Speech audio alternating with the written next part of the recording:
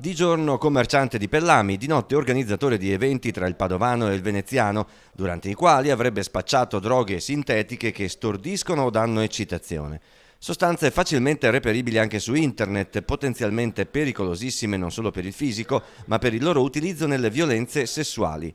Vanni Fornasiero, 59 anni, di Fossò nel veneziano, è stato arrestato dalla squadra mobile di Padova dopo una lunga indagine condotta nel mondo della movida notturna e che ha portato la Procura di Venezia a emettere una perquisizione domiciliare. In casa di Fornasiero c'erano vari tipi di droga, per primo 1,5 litri di GBL, acido gamma butirolattone, liquido che dà rilassamento e amnesia. È un solvente, ma in microdosi ne basta una goccia per alterare le bevande, provocando uno stato di confusione e cedimento psicologico e fisico che espone al rischio di essere vittime di abusi sessuali. Porta anche l'amnesia successiva, per cui se uno ingerisce questo, prova un grande desiderio o comunque non ha freni inibitori, però poi non ricorda niente. Oltre ai flaconi di GBL, il 59enne aveva in casa anche diversi tubi di mefedrone, uno psicoattivo eccitante con effetti simili alla cocaina, ma molto più potente e sconosciuto. Anche questo facilmente reperibile sul web.